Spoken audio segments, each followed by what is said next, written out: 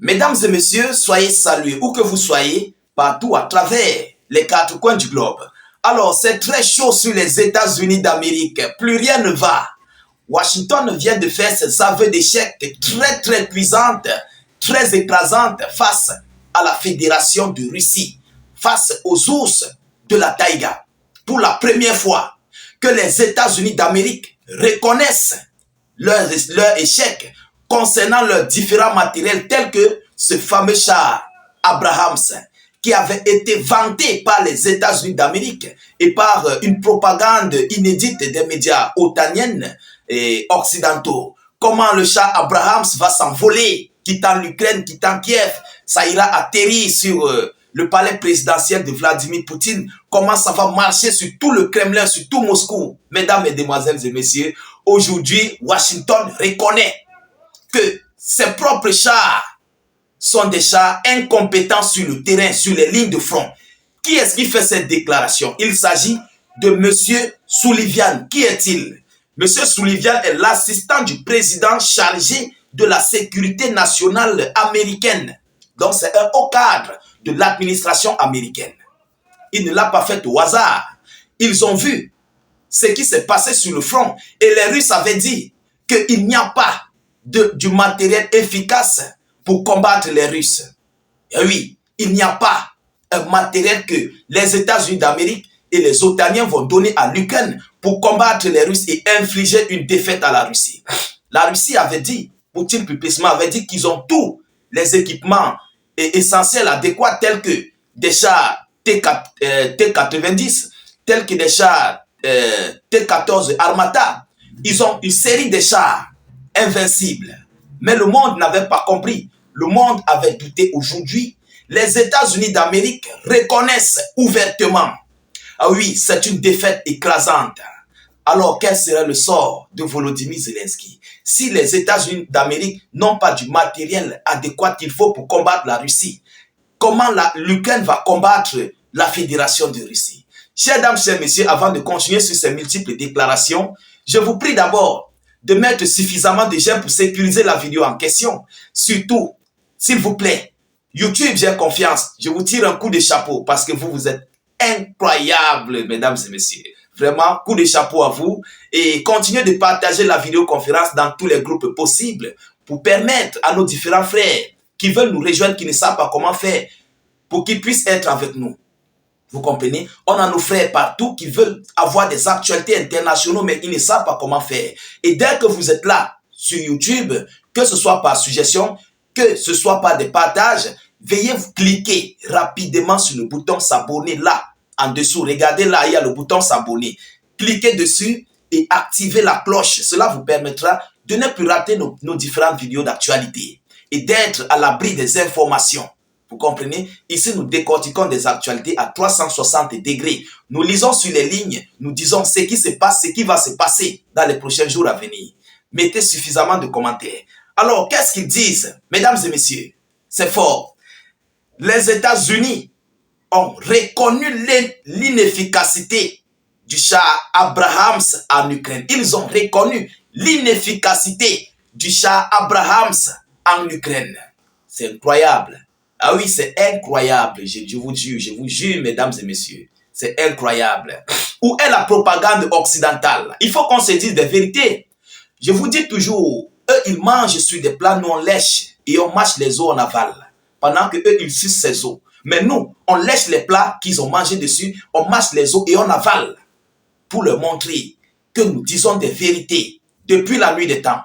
C'est de ça qu'il s'agit. Alors, mesdames et messieurs, l'assistant du président chargé de la sécurité nationale, M.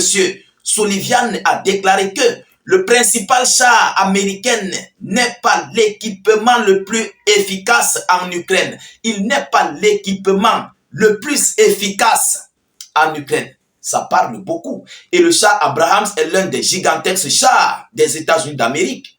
Ah oui, c'est classé parmi les 5 meilleurs chars aux États-Unis. Il faut qu'on se dise, peut-être je parle loin, parmi les 3 premiers chars.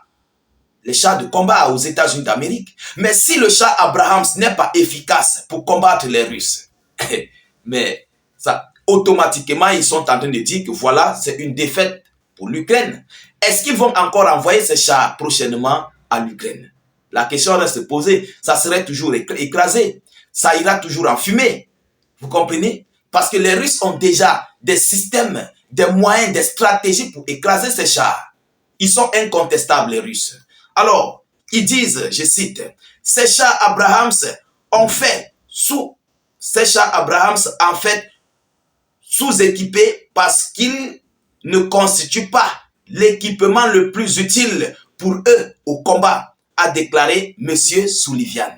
Il ne s'est pas arrêté là. Il ne s'est pas arrêté là. Il a continué, mesdames et messieurs. Qu'est-ce qu'il dit à la suite?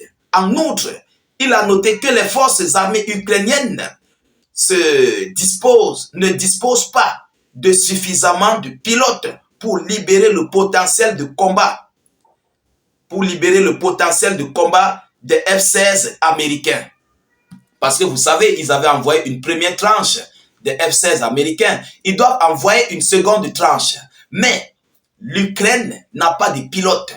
Bon, en tout état de cause, c'est pour prendre une déviation.